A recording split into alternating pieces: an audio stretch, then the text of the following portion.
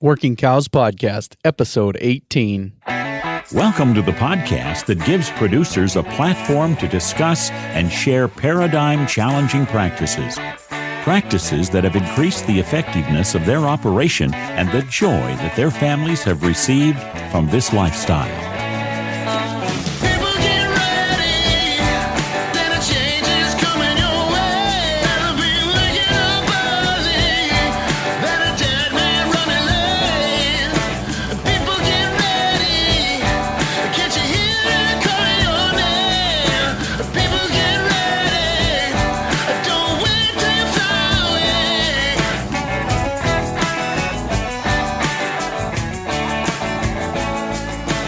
This episode has been brought to you in part by Kamak Ranch Supply. Check out their website at kamakranchsupply.com. This episode is also brought to you by chriswilliamsaudio.com. Head on over to chriswilliamsaudio.com for all your audio production needs. Welcome to the show, everybody. My guest today on the Working Cows podcast is Nancy Labbe. Nancy is a senior program officer with the Sustainable Ranching Initiative, a division of the World Wildlife Fund. At World Wildlife Fund, Nancy leads direct engagement with the ranching community in North America with a special focus on the Northern Great Plains region where sustainable beef production goes hand in hand with conserving the iconic grassland ecosystem on which it relies. Nancy, thanks for joining me today on the Working Cows podcast. It's a pleasure to have you on. Really excited about an opportunity to sit down with you. I'd like to give you an opportunity to just share a little bit about what you do and how it is you came to be doing that. Yes, and thank you so much for having me. It's great to be able to talk a little bit about the work that World Wildlife Fund is doing in the Northern Great Plains. We started our Sustainable Ranching Initiative about 5 years ago, maybe almost 6.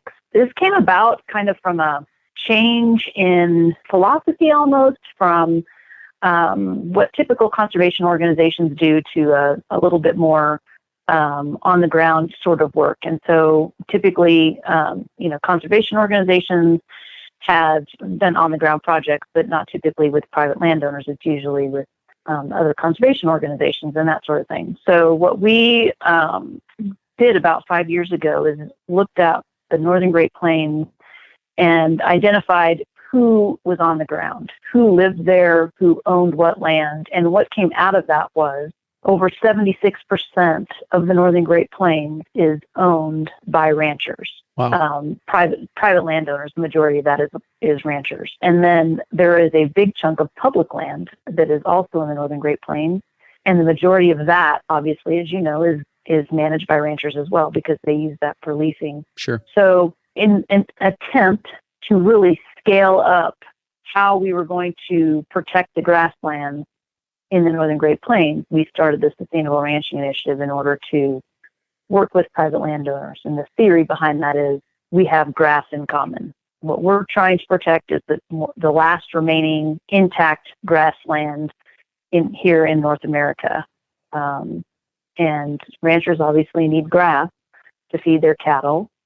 That grassland needs to be grazed, and so cattle provide that function that bison and other large ungulates have provided in the past. So it's a really it's a win-win for both of us, and it really was a matter of just kind of getting on the ground and starting with building some relationships with ranchers, and that's where I come in. I actually grew up on a ranch, and I come from the beef industry, and so when I started 5 years ago, it was a matter of just getting out on the ground and talking to ranchers about just exactly that, what we have in common, and trying to identify the common ground and work on that, and the things that we don't agree on, agree to disagree and move forward.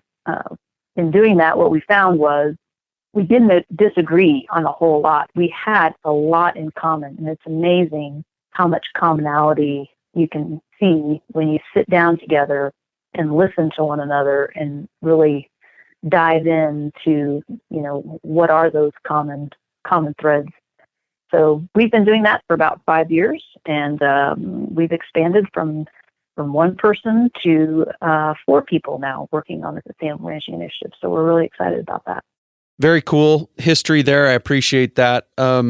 maybe just to make sure that we're all on the same page, let's define sustainable ranching. So sustainable ranching, as defined by World Wildlife Fund, I guess, there isn't any kind of, official definition. The way we look at it is that in order for ranchers to be sustainable and to be, a viable group on the landscape, they need to be economically viable. They need to consider the environment in their decisions and also consider the social aspects of it. So one of the things that we think about when we work with a group of ranchers is not just the individual ranchers, but the ranching community. So those ranchers depend on so much in their community. As you know, like in the Northern Great Plains, it's a long way to a major city. I mean, these are vast landscapes, which is exactly what we want to protect and to keep intact. These ranchers maybe they have to drive 50 miles to town, or they have to, they have kids that are in the schools, and they have, different communities around there that they depend on for labor or whatever. So not just thinking about the individual ranchers, but thinking about those communities is really important too. So we look at it from that kind of three-legged stool: the economic piece, the environment piece, and then the social piece. It's interesting how often that comes up as kind of the way that people look at it, or the matrix through which we see this industry, whether it's ranching for profit that talks about the economics, the people, the cows, and the forage management or holistic management that talks about the economics, the people, and the forage, and then the cows come in under the forage and the economics. It's these kind of holistic ways of looking at it, I think, are an important part of what it takes to be sustainable. And if you neglect any one of those, and with a sustainable ranching initiative, if you neglect the education of the consuming public, I guess is how I'll say it, there's going to probably be some threats that come about as a result of that. Does that make sense? Yeah, absolutely. I think one of the things that we have looked at here in the Northern Great Plains, there aren't a lot of people that understand the grasslands.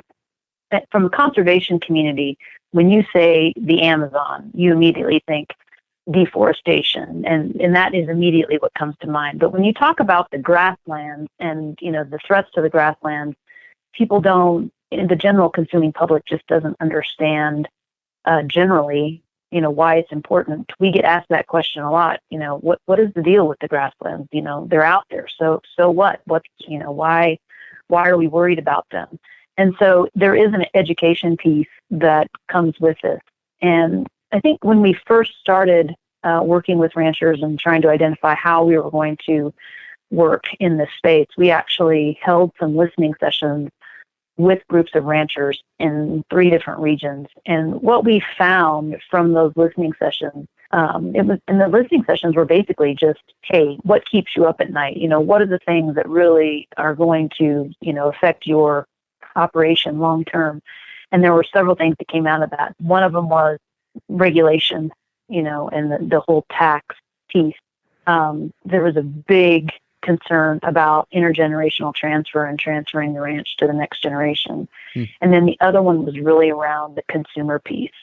We need somebody that's credible, that can talk about the good things that we're doing, because ranching and beef in general has gotten kind of a bad rap because of, things like the Amazon and other threats. So I think that we recognize that, and not only do we work with ranchers, but we also have an entire team that works on food issues. And so obviously cattle turn into beef, and we work with a variety of large companies that are large buyers of beef. And some of the things that we talk about are, we have these ranchers in the Northern Great Plains, and they are doing good things, and that beef is getting into your supply chain. And we need to be able to talk about, the benefits that are provided by these large ungulates on this landscape. We've actually been very successful in bringing some of those corporate entities actually out to the Northern Great Plains and onto some ranches, and it's made a huge difference. These people that work for these corporations that are buying this beef, or that are really making the decisions on a day-to-day basis of how they source their products. Some of these guys have never been on a ranch. And so bringing them out to the Northern Great Plains and bringing, having that education piece, sitting them down with ranchers. A lot of times we get them out on the ground and we take them fencing and we, move cattle or vaccinate cattle or whatever the case may be. It's really a day in the life of a rancher. And that makes a huge difference in not only how they source, but also it gives them a platform to be able to talk about the beef to the consumers that either shop at their stores or eat at their restaurants. Yeah. Very, very interesting, very helpful things. And I, for one, just appreciate the work that you guys are doing. Was there any hesitation on the part of the ranchers during those listening sessions? I mean, were they suspicious of people coming in and offering these kinds of opportunities? I would say that the ranchers were very suspicious. The whole process of trust building cannot go unnoticed. I mean, that was the primary thing that we did probably within the first 2 years. I mean, we didn't do anything but just visit with ranchers and attend meetings, and it was really all about trust building. There was a huge trust problem, as you can imagine. I mean, it's almost like, we're from the government and we're here to help. It's like that we're from WWF and we're here to help, and they look at it cross-eyed a little bit. But I think over the past 5 to 6 years, we've really put our money where our mouth is in a lot of cases. And I think that when we say we're going to do something, we do it. And that's made a big impact. And I think we've built some relationships with some pretty influential ranchers who then, almost speak for us and can almost, vouch for us to other folks. Now, we're always going to have ranchers that don't, there's going to be the folks that just don't want to have anything to do with us. And I get that, and it's fine. We don't have to work with everybody. But we would like to identify areas where we can work together with those ranchers that are willing to take a shot at working with us. One of the cool things I think that we're doing in the Northern Great Plains this year is we've taken all of those relationships that we have built with individual ranchers and ranching organizations, as well as the corporate community, the large buyers of beef, and we're actually going to do a pilot in the Northern Great Plains using those ranchers to actually show how a sustainable beef supply chain, what it might look like, utilizing the indicators and metrics developed by a multi-stakeholder initiative that we're highly involved in called the U.S. Roundtable for Sustainable Beef. And it's about putting those indicators and metrics on the ground, testing them out with ranchers that are actually going to be doing the work with processors, with retailers, with everybody in the chain. And there's some real excitement starting in Montana. There's some real excitement around what that might look like and the ability to be part of the process. So while we think that it's really cool, we're always going to be building trust. I mean, that's going to be an ongoing thing. It's going to be something that we will always have to do. So it's not something that we've stopped doing. It's just a matter of, it's still a focus, and we just have to continue to do it. Yeah, I've been saying since I was exposed to the Sustainable Ranching Initiative and was part of a workshop that was funded by the World Wildlife Fund that, I saw the Save the Whales advertisement at the end of Free Willy, and it didn't scream to me, friend of ranching, and I don't know if that was World Wildlife Fund or not, but, but it is just a different mindset, and it's so cool, this roundtable for sustainable beef that you mentioned is just such a cool thing, and I'm really excited to see what comes out of that, because I think there's so much more going on our grasslands than maybe even we as producers were aware of, and just that education piece of the public and education of producers about what are some of these indicator species and what are some of these, of both wildlife and grasses that can kind of indicate to you that you're doing some good things on the land. And so I really appreciate the partnership. of the World Wildlife Fund and the Sustainable Ranching Initiative and the things that they have been doing to make ranching more sustainable in all of the facets that the sustainability is a key issue. Yeah, and I do think the other thing that is really important is, even within the conservation community, beef has an impact, but so does all of us living on this planet. Like we all have an impact on the planet. It isn't that one thing has no impact and these guys have all the impact. And so I think it's really important to recognize, and I think we do this through the sustainability, through the Sustainable Ranching Initiative, and also through the U.S. Roundtable for Sustainable Beef. It's about recognizing that there are impacts from beef production, and let's figure out a way to mitigate those impacts together. But there's also really positive things there. So how is it that we can do more of the positive, do less of, figure out a way to mitigate the negative as much as we can, and then work together to do it. It shouldn't just be the ranchers that are doing this. The retail sector has a place at the table. The packers have a place, and I think what we've said all along is that let's not try to create another niche market or just pick on the rancher at some point.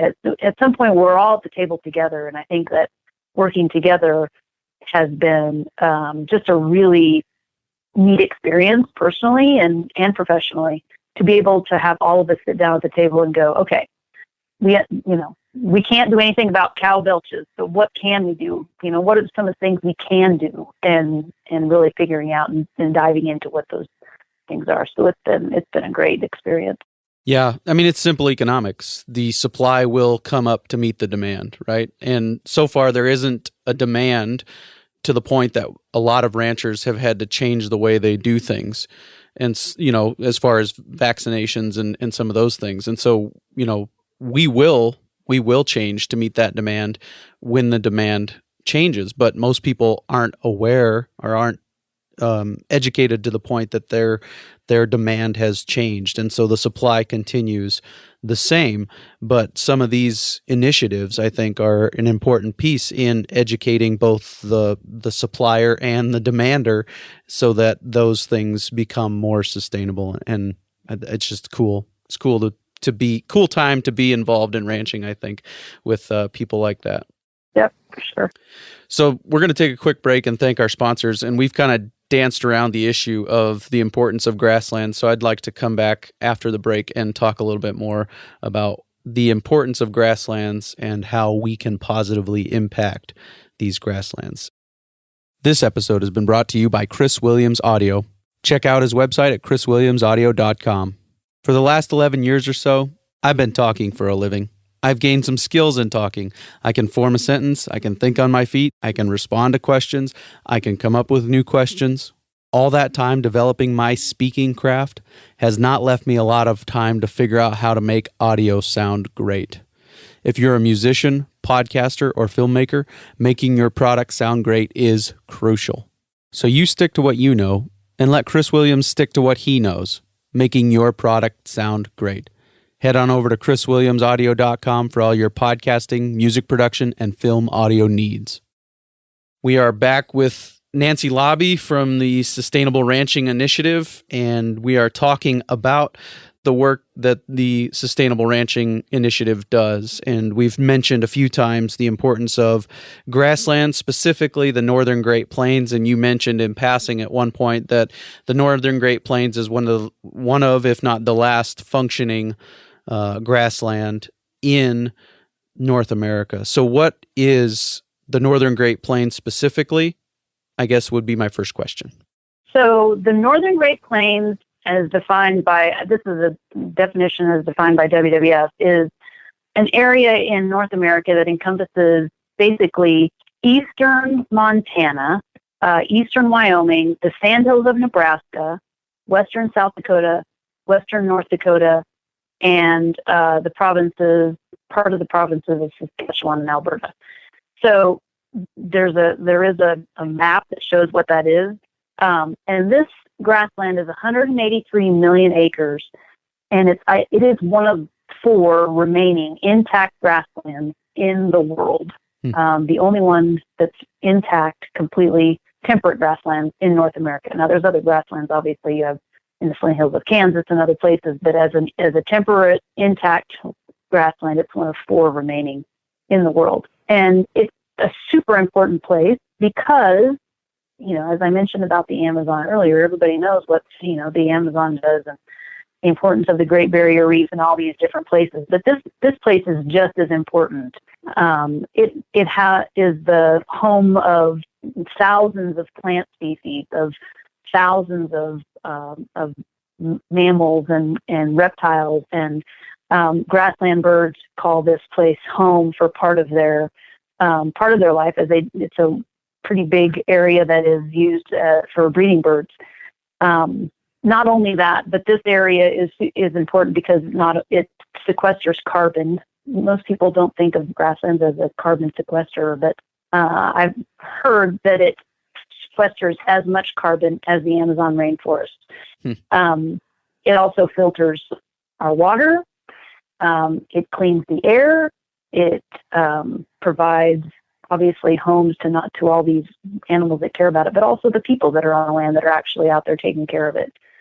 So I think that we've actually, we aren't the only ones that are concerned about this grassland. There's other groups that work in this area as well, but it is one that is a priority place for the World Wildlife Fund globally. And we have an on-the-ground office in Bozeman, Montana that is right there in the heart of the grasslands. So.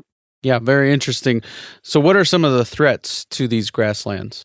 The biggest threat to the grassland is conversion to crop agriculture, as well as oil and gas development. So we actually have published a report 2 years in a row now, and we'll do this every year, where we call it the plow print. And it looks at how the cultivated crops are moving to the west. Now, typically what you would think of as crop ground versus ranching ground, it really, people always focus on the 100th meridian. On the east side of the 100th meridian, you had all of the crops because that was typically the best soil for growing crops. And then everything west of the 100th meridian was ranch land because it's usually less rainfall, the soil wasn't as good. So you typically did not see crops moving past the 100th meridian. However, with the advances in technology, we're now seeing places where you can actually grow corn in certain areas because of the technology, whether it's through, direct irrigation technology or the types of seeds and those sorts of things. And so all of those things, while great, have actually had an impact on the grasslands because it's allowed conversion of those grasslands to crop agriculture. Now, we need crop agriculture, so I just want to be clear that we are not against farming or crop agriculture. That is a really important part of our food supply. But what we need to do is figure out a way to do this, produce more food on the ground that's already cultivated rather than try to convert new ground. And that's one of the things that we're trying to focus on through whether it's education or information sharing between farmers and ranchers, or also just the fact that maybe we could figure out a way to level the playing field with ranchers, and so that it's just as profitable to ranch as it is to farm. So those are some things that we think about. Yeah, very timely. I was just in a meeting yesterday where they were mentioning the march of corn. They were saying corn is marching west. And that is definitely something that you see. And with the rises and falls in commodity prices, you will see more or less ground turned into row crop agriculture. But typically when they go to row crop agriculture, you're not going to see them come back to grass. Now, we have recently released an episode with the Mahalskis, who were featured producers in the South Dakota Grassland Coalition Grassland Planner, and they have taken some of that marginal ground that they had been using as row crop agriculture and seeded it back to grass, and they talked about the benefits of that.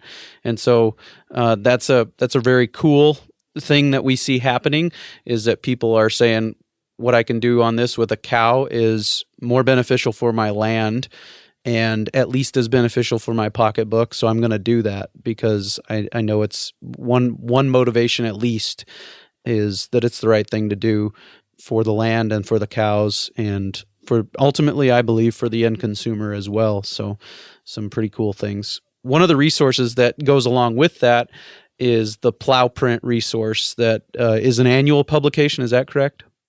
Yeah, it is published annually, and actually some of those things that you talk about, we actually recognize in that Plow Print where we've seen, where a lot of that ground that maybe once was converted to corn is now going back to some sort of a perennial cover, which, once it's plowed, it not only it releases all sorts of carbon into the atmosphere, so it's from a greenhouse gas perspective, it's bad to plow it in the first place. But then it's really hard, as you know, to get that back to what it was. I mean, after hundreds of years of that root supply and that really good quality grassland, it's really hard to get that back to what it was. But I do think any kind of effort to, whether it's through, planting back to a perennial cover, or even on some, as in South Dakota, they've taken, the crop ground and planted in cover crops in some places, and then brought cattle back to graze that cover crop. And I think that reintroduction of cattle even back into farm ground is something that is really interesting and we're really excited about. What are some of the benefits of reintroducing the cattle back into that farm ground that you are excited about? Well, I think in specific cases, like we've seen it in certain areas where they've planted a cover crop, which obviously is great for the soil, and it is improving the soil organic matter in the soil. But then you bring in cattle that do, they tromp that material back into the ground, and then they urinate on it and they defecate on it, and that's all fertilizer that stays right there on the ground. And it's not something that so then through that, what we've seen from some folks that have done this is that it actually not only improves the soil organic carbon and soil organic matter in the crop ground, but they've actually seen increased yield. They've had to use less fertilizer. So it's been a win-win not only for ranchers who want to graze that, but also for the farmers when they raise their crops. Sure. Yeah, and I've had multiple examples on the podcast in the past of producers talking about the benefits of getting that the urine and the manure back out onto the field, and some of them talking about the specific benefits of keeping that ruminant animal on the field so that they can place the urine and the manure there themselves, rather, because you don't lose, like specifically with urine, you lose the nitrogen component if it's not placed directly on the ground itself immediately. That a lot of that nitrogen volatilizes unless it's protected in a way that it isn't usually protected in a feedlot. And so with these cover crops and grazing cover crops, we see a lot of people, like you're talking about, realizing those better yields, and that's a really cool thing. Yeah, for sure. Can you give me some specific examples of, you mentioned leveling the playing field so that it's as profitable to ranch as it is to grow corn or row crops in general. Can you give me some specific examples of that? Yeah, that's a tough one that we really are grappling with, and we do work on some farm bill policy. Obviously, we do that in collaboration with a lot of our ranching partners because we don't want there to be unintended consequences of some things that we work on as it relates to policy and in government and on the Hill. So we do a lot of that in conjunction with our ranching partners.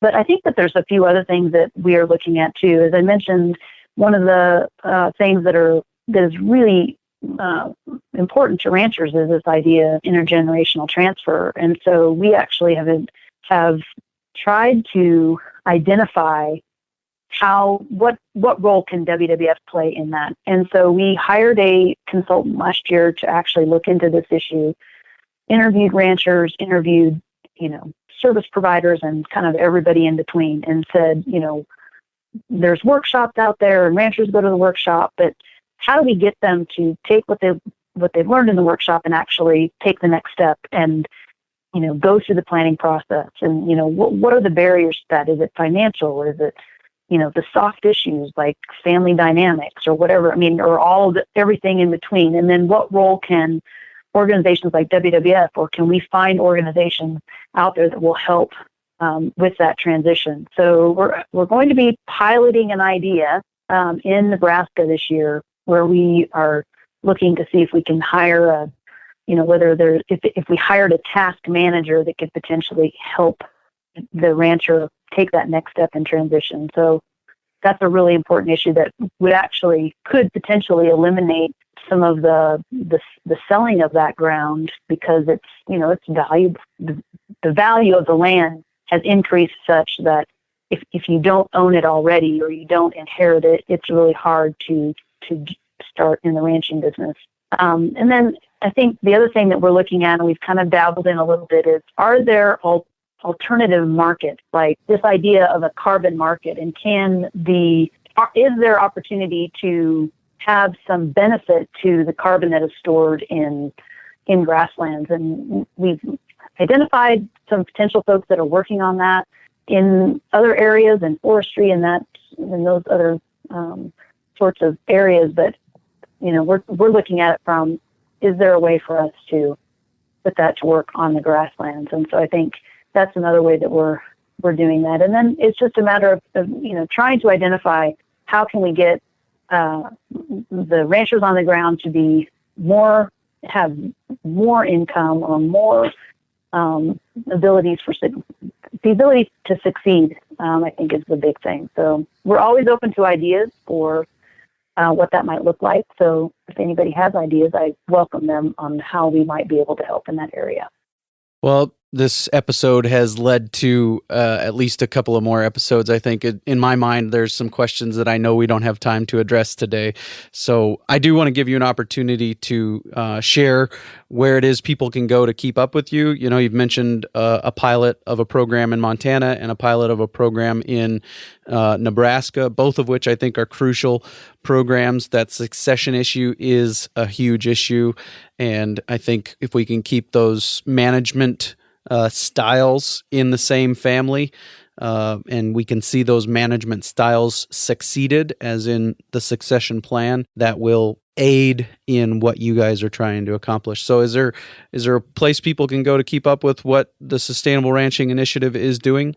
Yeah, so we have a website, www.worldwildlife.org/ranching. And I think that will lead folks to our webpage, where you can get more information about what we're doing. And then I'm always available. If folks want to contact me by email, that is wonderful. And that is Nancy.Labbe, and that's LAB as in boy, B as in boy, E, at WWFUS.org. And I would be happy to talk with folks about stuff that we're doing. Very cool. Well, I look forward to what comes of some of these different programs that you guys have piloted, and I would love to have you back on to talk some more in the future about, like I said, some of the things that I have rattling around in my head, and questions more about the influences that kind of led to what it is you guys are doing. But thank you for your time today, and links to all of the stuff that Nancy mentioned will be on workingcows.net/18. workingcows.net/18. We will have links to everything that Nancy mentioned today. So Nancy, thank you for your time. This episode has been brought to you by Camac Ranch Supply. Check out their website at camacranchsupply.com. Here's the deal about Camac Ranch Supply. When you call and ask them about a product, there's no blank pause on the other end of the line because they don't understand the product that you just asked them about. If they are selling it, they understand it because they are producers, and Gary Camac himself, the owner of Camac Ranch Supply, is a producer. So if you want answers about the products you're calling to ask about from producers, call Camac Ranch Supply or check out their website at camacranchsupply.com. Well, it was a very interesting discussion with Nancy, and I appreciated her willingness to come on and sit down and talk about the different aspects of the World Wildlife Fund's partnership with the ranching community to increase the economic and ecologic sustainability of the land management practices that we are employing. And I just really enjoyed that opportunity to sit down with her. Next week is one of those can't miss episodes. We are going to talk Canadian grass-fed beef with Tim Hoven, a producer from Canada. And so I invite you to tune in next week for Canadian grass-fed beef with Tim Hoven.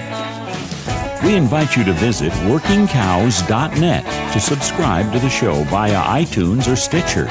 You'll also find detailed show notes pages, resources from our guests, and the industry leaders who have influenced them. For more ideas on putting your cows to work for you in a more profitable way, tune in next week.